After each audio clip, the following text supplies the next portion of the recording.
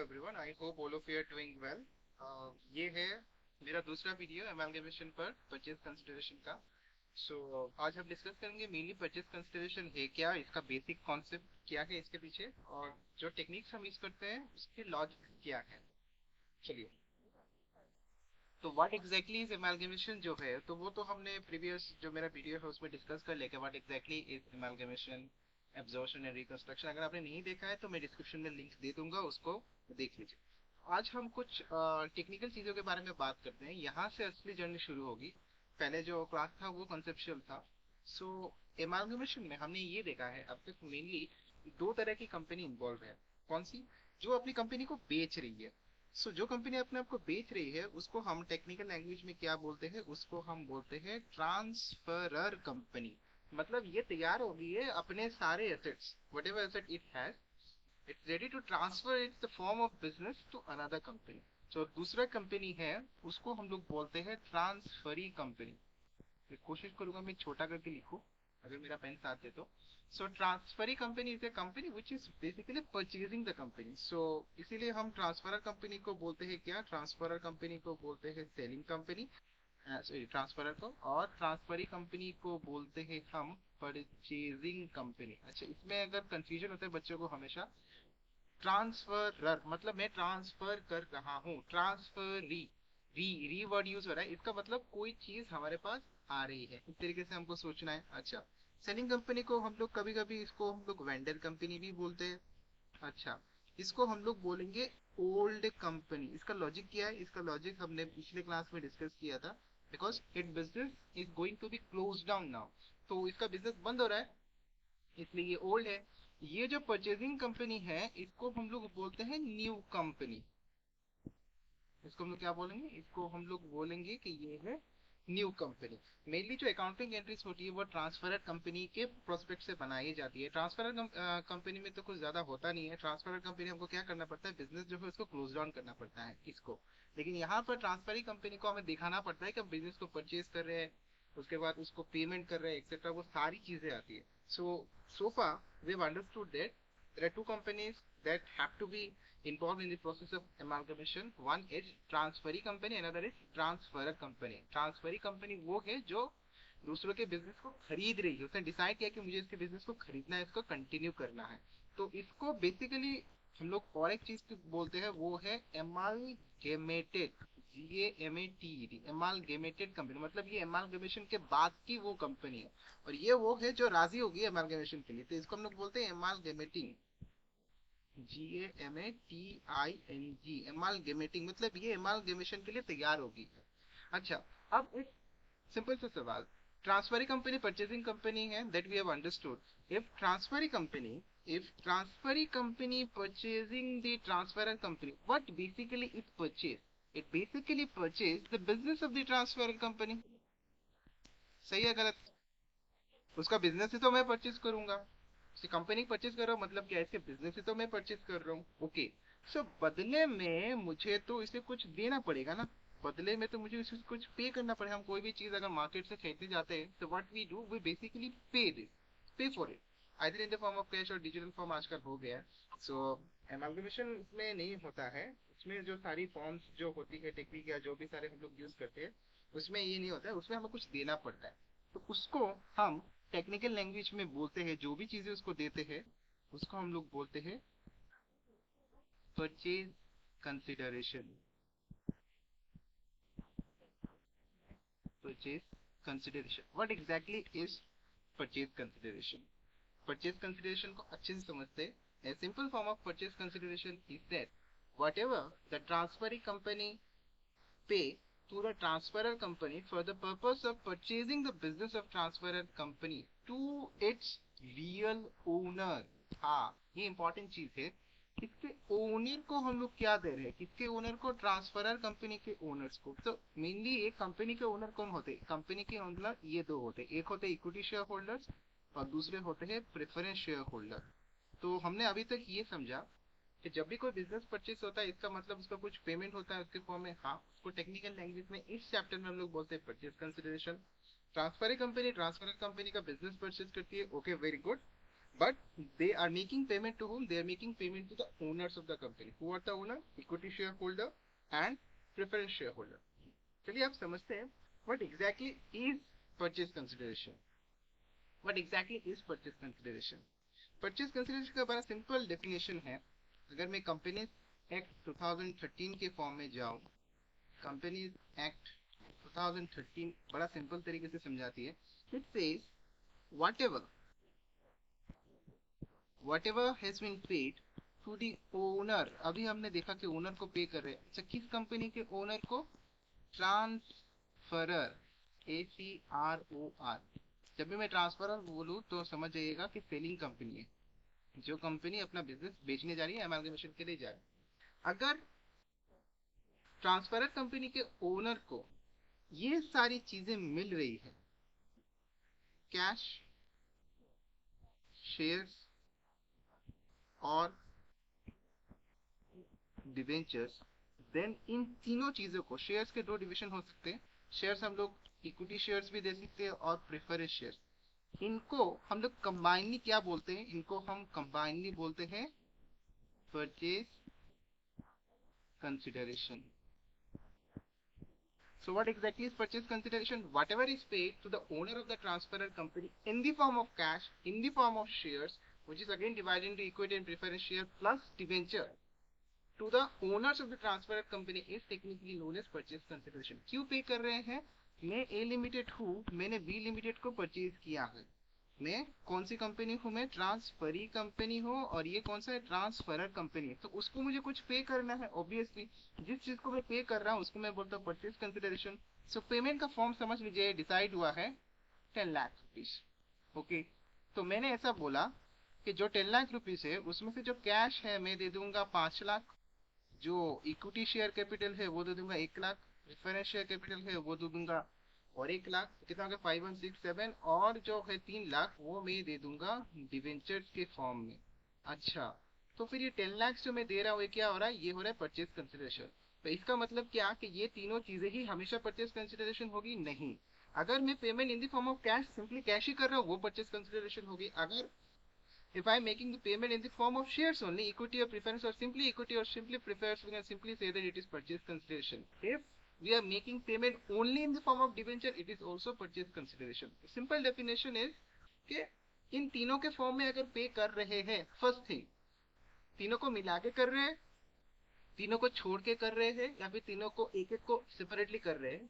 अगर कर रहे हैं तो ये परचेज कंसिडरेशन का पार्ट है, first. And second and most important thing is that ये पेमेंट जो है ओनर्स को होनी चाहिए.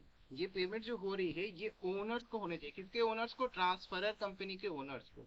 इसका मतलब अगर मैं पेमेंट कर दूं ट्रांसफरर कंपनी के क्रेडिटर्स को, क्रेडिटर्स तो होंगे ना, उसके क्रेडिटर्स होंगे, उसके लेंडर्स होंगे. So being a transferee company, अगर मैंने पेमेंट कर दिया क्रेडिटर्स को कैश के फॉर्म में, शेयर्स के फॉर्म में, डिवेंचर्स के फॉर्म में, उसकी लायबिलिटी सेटल करने के लिए, whether it will be considered as a part of purchase consideration? बिल्कुल नहीं. ये टेक्निकल चीजें आपको हमेशा याद रखनी है, क्योंकि परचेज कंसिडरेशन में सबसे पहले हमें ये देखना है कि ओनर्स को पेमेंट हो रहा है कि नहीं.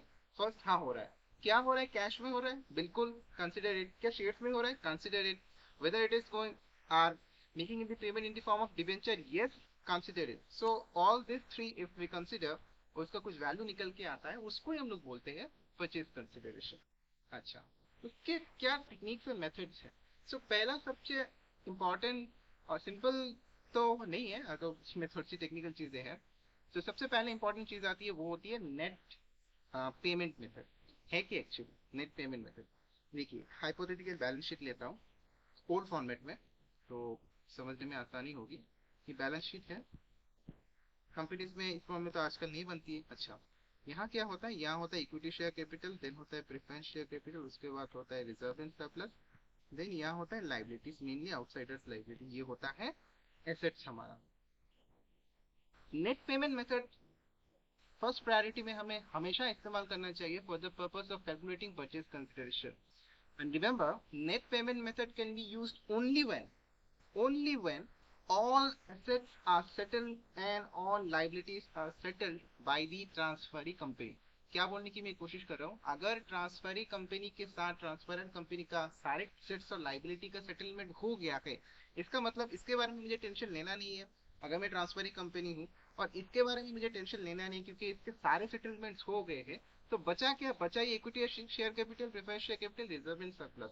तो इन इसके लिए हमें पेमेंट करना है। हमने अभी अभी क्या सीखा है कि इसके पेमेंट किसको होते हैं? ये बेसिकली कौन है? ये बेसिकली है ओनर्स। ये बेसिकली है ओनर्स। ओनर्स कौन होते हैं? Preference share holder and equity share holder. Equity share capital जो होल्ड करते हैं, प्रेफरेंस शेयर कैपिटल जो होल्ड करते हैं, वही होते हैं ओनर। अगर इक्विटी शेयर होल्डर्स और प्रेफरेंस शेयर होल्डर्स को कुछ पे किया जाता है इन the form of cash, in the form of shares or in the form of debenture, this is basically known as purchase consideration by applying net payment method. समझ में नहीं आया? चलिए फिर से मैं बोलता हूँ। If owners of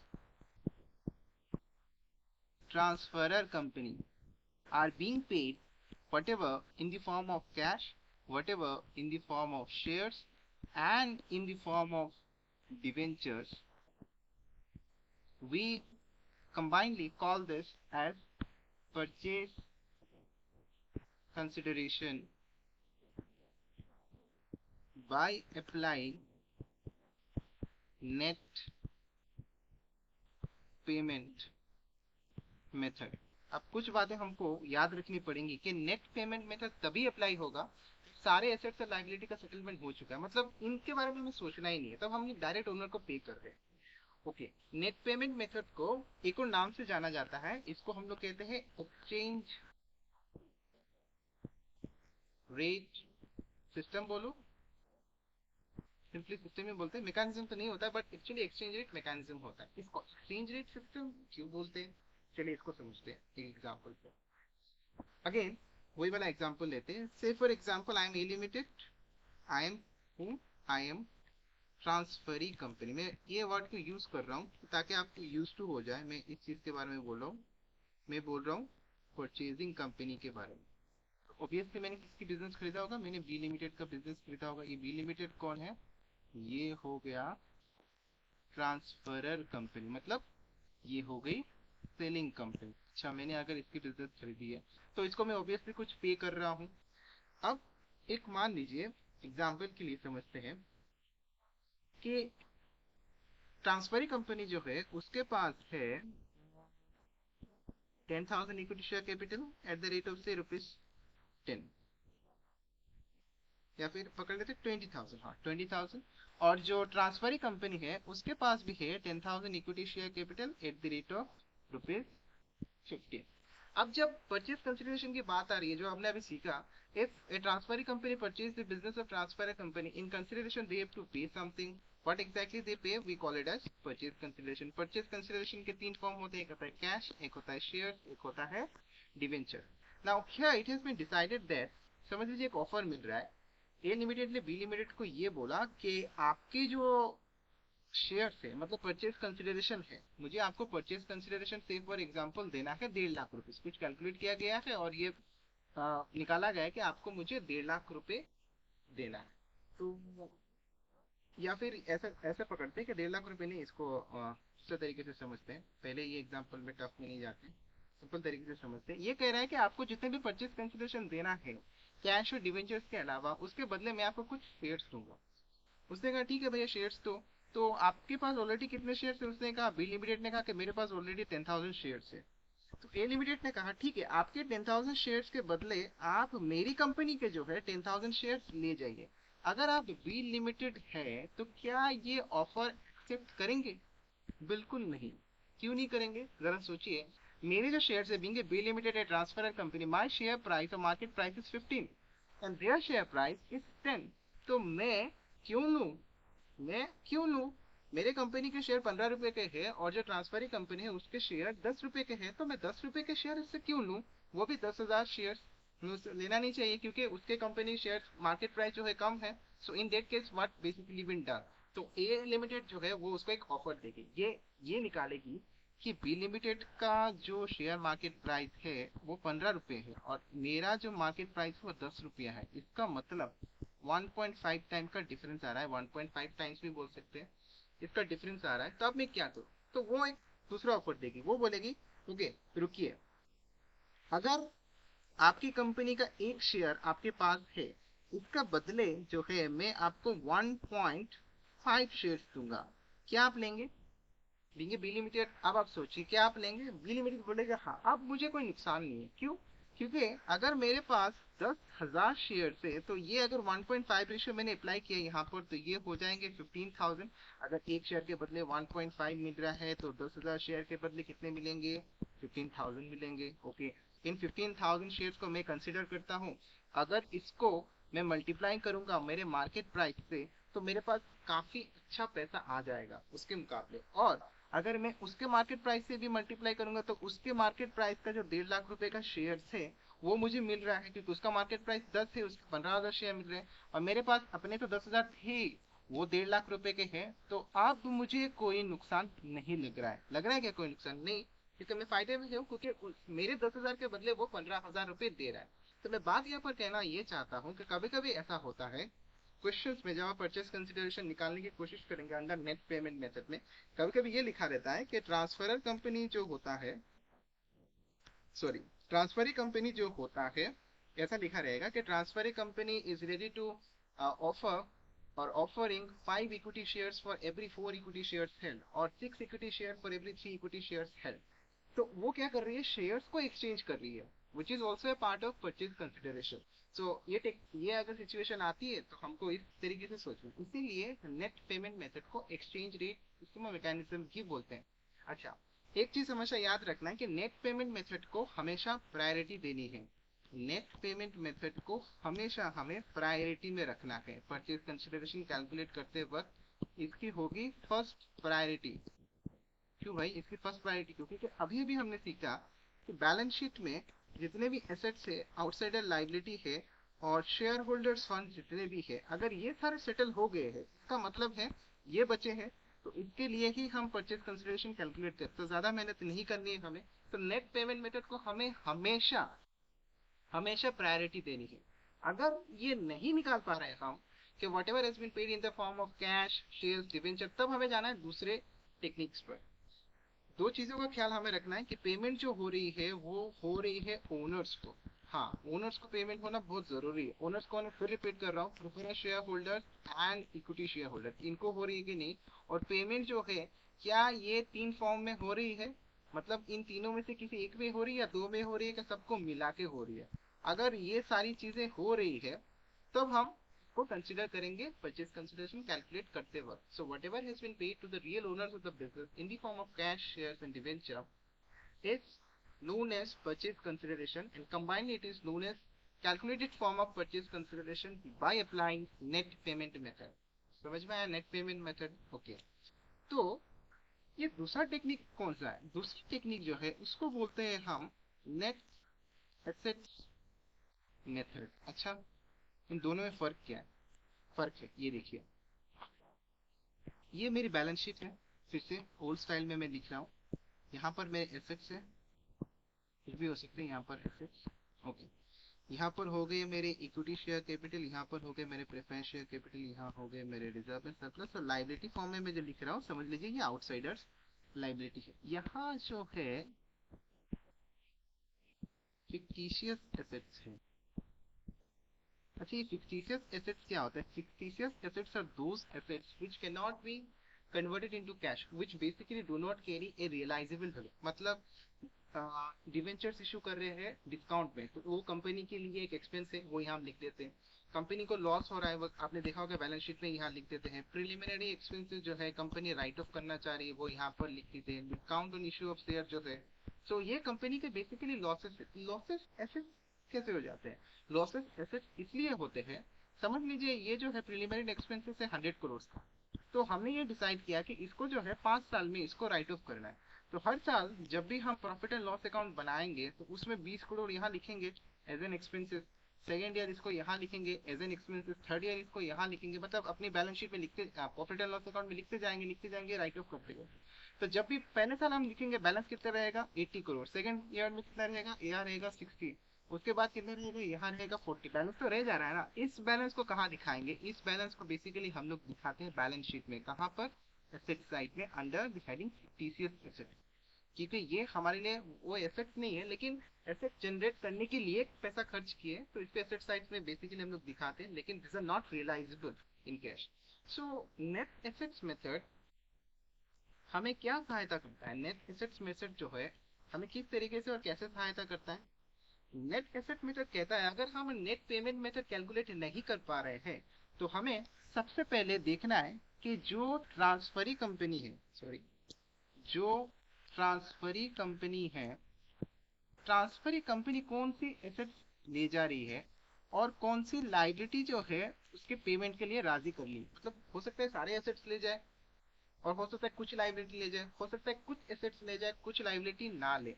तो सबसे पहले हमें क्या करना पड़ेगा, सबसे पहले हमें यहाँ पर लिखने होंगे एसेट्स।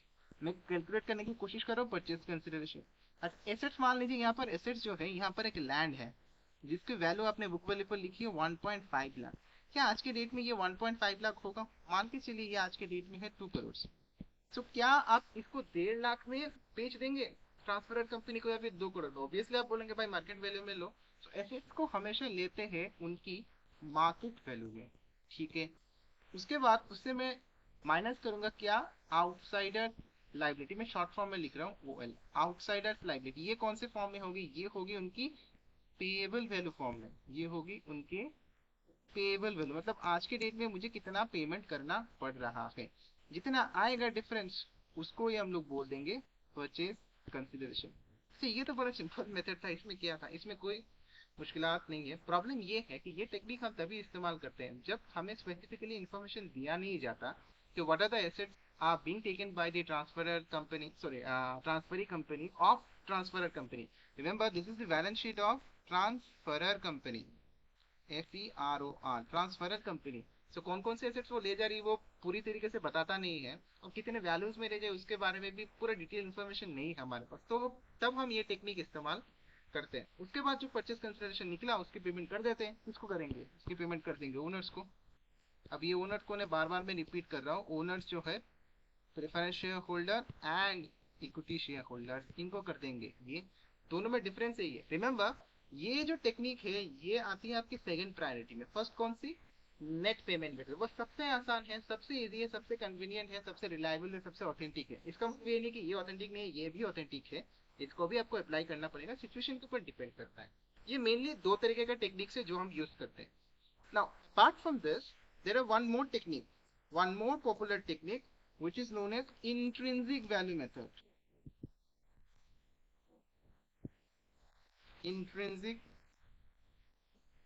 value method ये क्या है, देखिए, मान लीजिए आज की डेट में, आज की डेट अभी आया, यहाँ पर होता है शेयर होल्डर्स फंड, यहाँ होता है लाइबिलिटी।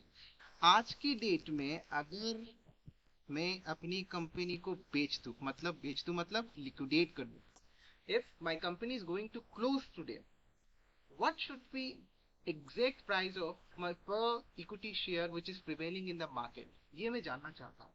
मतलब मैं किस चीज की बात कर रहा हूँ, एक्चुअली मैं ये बात कर रहा हूँ कि आज के डेट में अगर मैं अपने सारे एसेट्स बेच दूं, सारे लाइबिलिटी पे ऑफ कर दूं, उसके बाद अगर मैं नंबर ऑफ इक्विटी शेयर से जो मेरे पास अभी बचा है हाथ में वैल्यू, उसको डिवाइड करूं, तो उसकी क्या वैल्यू आ रही है, मतलब क्या आ रहा है, वो नंबर्स क्या आ रहा है, उसको हम लोग टेक्निकली बोलते हैं इंट्रिंसिक वैल्यू। कुछ समझ में नहीं आया, बड़ा आसान है, मैं बताता हूँ।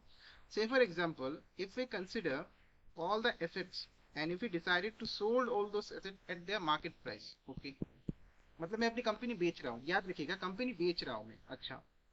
then if we deduct all the liabilities of the company, यहाँ जब मैं लाइबिलिटी बात करूंगा ना, तो the liability also include preference share holders liability. क्यों क्यों क्यों क्यों क्यों, आगे के सम में तो हमने ऐसा नहीं किया था।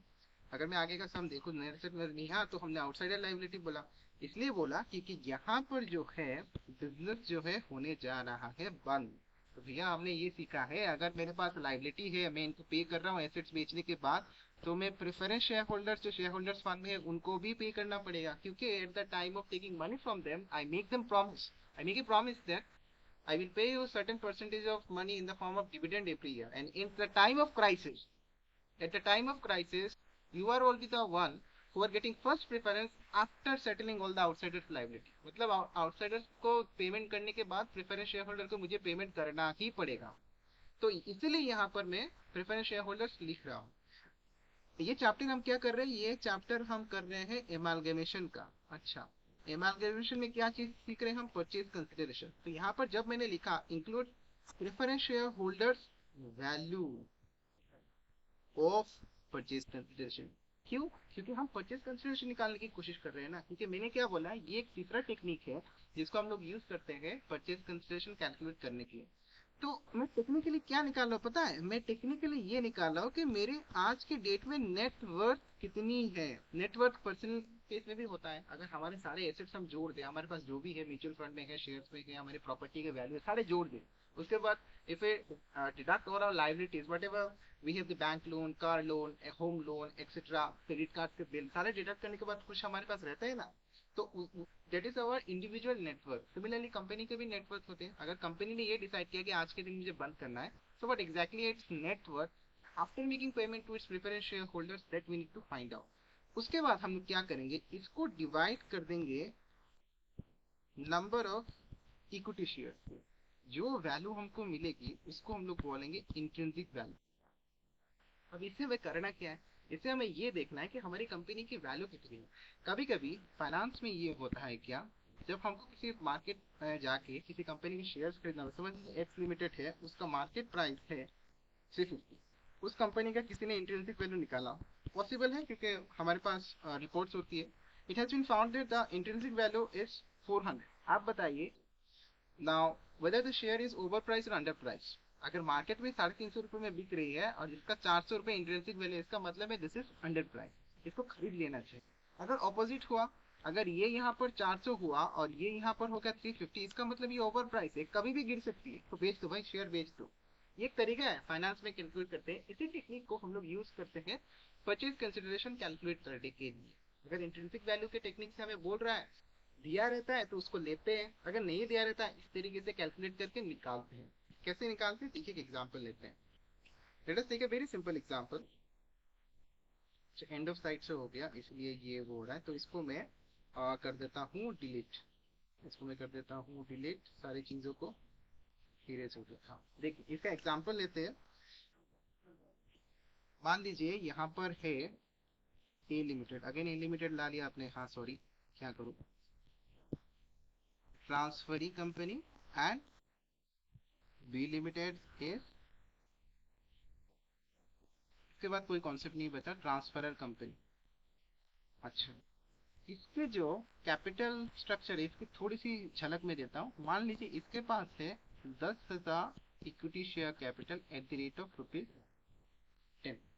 ओके, इसके कितने उसको हमको इंपॉर्टेंट नहीं लेना है। ऐसा इंफॉर्मेशन में ये दिया गया है, the intrinsic value of A limited, intrinsic value of shares of A limited is rupees कितना, पकड़े पकड़ मान लीजिए 30, and B Limited is ₹45. You are required to calculate purchase consideration. ये कैसा सम है, ना यहाँ पर कैश है, कुछ डिवेंचर्स दिया है, ना शेयर्स बोला है, ना एसेट्स का कुछ इन्फॉर्मेशन है। ये कैसे कैलकुलेट करेंगे, बड़ा ही आसान। देखिए हम सबसे पहले ये निकालने की कोशिश करेंगे कि उसने exactly being a transferee company how many shares it has paid to the transferor company, मतलब ए लिमिटेड ने बी लिमिटेड को कितने शेयर दिए हैं। ये अगर हम निकाल लेना, तो अगर इस प्राइस से हम लोग मल्टीप्लाई करेंगे जो बी लिमिटेड का मार्केट प्राइस है या फिर उसका फेस वैल्यू जितना भी है, तो हमको परचेज कंसिडरेशन का वैल्यू मिल जाएगा। अच्छा कैसे, पहले सिंपल है, पहले हम लिखेंगे इंट्रिंसिक वैल्यू ऑफ कौन सी कंपनी का, transferee company, sorry transferor company, intrinsic value of transferor company, not transferee, transferor company. Then हम लोग बोलेंगे intrinsic value of shares of transferee company multiplied by number of shares of transferee company. इसे होगा क्या, क्या निकाल रहे देखिए, 45 रुपीज में, 30 रुपीज में, ये यहाँ पर रुपीज है, ये यहाँ पर रुपीज है, रुपीज रुपीज कट गया। कितना शेयर है इसके पास, इसके पास है सेलिंग कंपनी, उसके पास है 10,000 शेयर्स। तो इसको अगर काटे 15 से जाएगा ये 2 बार, ये गया 3, ये हुआ 5, कितने शेयर्स मिल गए 15,000। इसका मतलब ए लिमिटेड ने बी लिमिटेड को कितने शेयर्स दिए हैं, इसने दिए हैं इसको 15,000 शेयर्स। कुछ कैलकुलेट करके रेशियो निकाल के दिए होंगे। Now this 15,000 share is multiplied by 10, it's become 1,50,000। ये 1,50,000 क्या है, ये 1,50,000 है परचेज कंसिडरेशन। सो तीसरा टेक्निक जो हम लोगों ने सीखा वो है इंट्रिंसिक वैल्यू टेक्निक। कैसे कैलकुलेट करते हैं वो भी सीखा हमने, कि हमें हमारे सारे एसेट्स को पहले निकालना है, उसके मार्केट वैल्यू में लाइबिलिटीज को माइनस करना है इंक्लूडिंग प्रिफरेंस शेयर। उसके बाद हमारे जो है सॉरी नेट वर्थ निकलेंगे, उसको डिवाइड करना है नंबर ऑफ इक्विटी शेयर से, तो उससे निकलता है इंट्रिंसिक वैल्यू। उस इंट्रिंसिक वैल्यू को फॉर्म में लेके भी हम परचेज कंसिडरेशन को इंक्लूड कर सकते हैं। तो मैं आशा करता हूँ आपको ये समझ में आया होगा। मैंने सम्स नहीं कराएंगे कि सम्स आप खुद ही कर सकते हैं अगर आपको कॉन्सेप्ट समझ में आया। मैं बेसिकली ये वीडियो इसलिए बना रहा हूँ कि टेक्निकल और कॉन्सेप्चुअल क्वेश्चंस अगर आपके एग्जाम में उसके बाद इंटरव्यू में पूछे जाए तो आपको ये सारे आंसर्स पता हो, आपको ये सारे आंसर्स पता हो। सो टुडे आप we are basically discuss about what exactly is purchase consideration. Purchase consideration nothing but the price which is paid by transferring company to the transferor company for the purpose and reason of purchasing their business. Now there are three different methods that can be applied popularly to. First is net payment method, इसका इस्तेमाल कर सकते हैं और इसको हमें हमेशा priority देनी है। उसके बाद आता है नेट एसेट्स मेथड, उसके बाद आता है intrinsic value method. Intrinsic value method होता है थोड़ा सा एडवांस लेवल का होता है, जो सीए के बच्चे होते हैं वो करते हैं इसका इस्तेमाल, हमेशा कैलकुलेट भी करके निकालना पड़ता है। तो बीकॉम वाले बीकॉम ऑनर्स के लिए दोनों ठीक है, आजकल तो इंट्रिंसिक वैल्यू भी आते हैं। So this is all about today's video. Thank you for your patience listening.